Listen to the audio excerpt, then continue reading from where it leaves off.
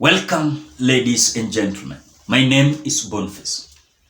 Now, according to the news that we are receiving, is that Procurement Board has come out to cancel a 8.7 billion Kenya shillings tender to Ruby's petrol station.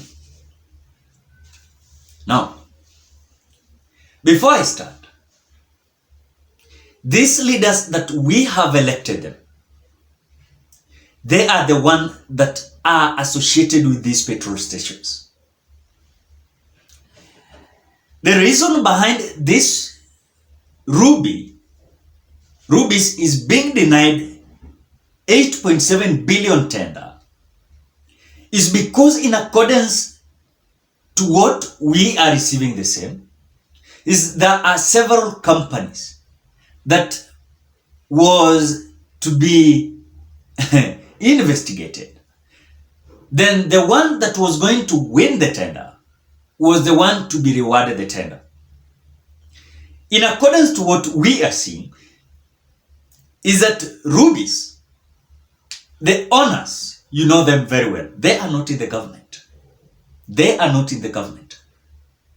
A bigger percentage of owners that are owning Ruby's, they are not in the government. They were in the last government. Now, this government, the key allies and bigger fish that are leading this government and this Republic of Kenya, he is owning STARBEX International Company. He is linked to that company. And the mainstream of STARBEX International is from Uganda.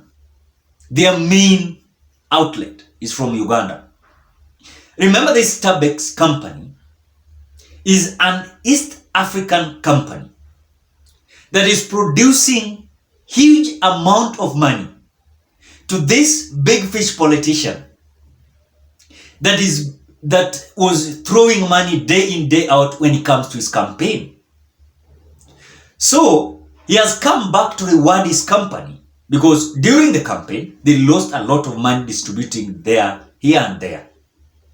Now, we are being told that STARBEX company, yes, they are fighting over the tender to Ruby's. So I want you to watch a video of Kipchumba Sudi, Oscar Sudi, and Didmas Barasa having a conversation of a petrol station. And because I want you to understand that these people, when it comes to their conversation, is giving us that knowledge that these people, when we are electing them, their business is to go and do tenders, have tenders, do their businesses. And even if tomorrow we are going back to election, they have made huge amount of money. And even if they fail, they will not have any stress. And that is why those leaders that we have elected them, they are so curious on making money. So I want you to watch a video of Oscar Sudi and Didmas Barasa. Then we continue. Ile wazo nilipatia ya Ruby's. Walinunua ile petrol yangu, niliwapatia offer na wakanipatia double ya pesa ile ambayo nilikuwa nataka.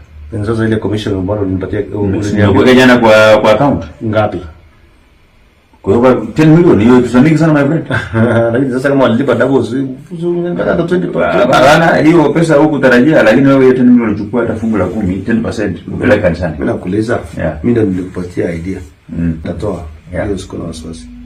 Lakini walilipa pesa yote. Walilipa pesa yote, nikachukua pia nikanunua ya jamaa mwingine hapo pia. Tena nikawauzia. Sasa hiyo pia ndio kutafutia something kidogo. Sasa hivi nimekuwa mtu wa kununua petrol station nikiuza. Ukisikia mtu anauza ile kama ya mtu mmoja ama mbili, uniambie. Sasa nilikwambia hao hawajalishi. Hata ukiwa na petrol station hapa mmoja ama mbili, Ruby's wananunua. Unajua uelewe Ruby's ni nani. Shida uko naelewa. Unajua nilikuwa nakupata idea ili kwa sababu ulikuwa umekwama na maloni nini, ndio ilikuwa sawa. Lakini Ruby's niko na capitation yangu ninajenga pia. Siwezi wauzia kwa sababu najua kuja bombele ni kama tu hii maziwa. Hatujui maziwa pia yana shida yake. Lakini hapo baada ya mwezi 9 mwezi wa 8 mambo yatakuwa mzuri. Lakini bora so hakuna loan. Yote nimeagria, yote iko sawa. Unaona mimi nakaa kama mtu yule mwenye hapo kesho napata pesa kesho napata. Iko account tayari, iko account. Mungu akusaidie sana. Bas. So it is very clear that, ladies and gentlemen, this company of STARBEX International is fighting for this tender. And remember, this STARBEX company is being linked to a big fish in this country, who is a big leader in this republic. So when I describe that a big fish, you know him.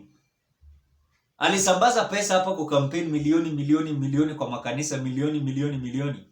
So he's back to do business. He is back to fill his pockets. Despite even showing an interest of working for Kenyans, they are back to feast. Remember, they say that they say that freedom is here. Now they have freedom. They want to do business. Their companies must have tenders. We were being told that common mwananchi, those who are having companies, now they will have tenders, because tenders will not be for those elected leaders. But now it has come very clear. This fight of tender, now it has reached at a point that Rubis is being denied a tender. In fact, after even winning that tender, it is very clear that a certain company like STARBEX company that is fighting for this. 8.7 billion is a lot of money. Then if a company is receiving and distributing fuel or to all the government stations, I want to say this is huge amount of money. So STARBEX company international is a company that their mainstream is from Uganda, and it is an East African company that is dealing with these East African countries, Kenya, Uganda, Tanzania, and other. But we know these leaders are curious so that they can do business, so that their pocket can be filled. You see, those also who are in Rubis, they are also fighting for this. So Rubis is a company that is linked to other politicians. But now they are not in the government. In the government of Uhuru, they were there, and you know them. When it comes to STARBEX International, their big fish are now in this government. So they want to dish, they want to eat, they want to feast. And there is their time now. And when you find that they're struggling for this tender, they know the benefit. Because imagine a politician getting 8.7 billion. That is a lot of money. That is a lot of money. In fact, he can just decide to put just 1 billion for a campaign. For a campaign that hii ya kusambaza. Watafanya biashara. We elected them. Watafanya biashara. And these leaders wenye wako kwa hii serikali, many of them are having companies. And that is why you see cabinet ministers. They are billionaires. Musalia Mudavadi is having his company. Rigathi Gachagua is having his companies. William Ruto is having companies. So we have elected business people to go and lead us. What do you expect them to do? They must do business. So I don't see any problem. Ladies and gentlemen, what are your thoughts? Drop your opinion at the comment section below. Otherwise, thank you so much. Bye bye till we meet on another video. Please consider liking this video.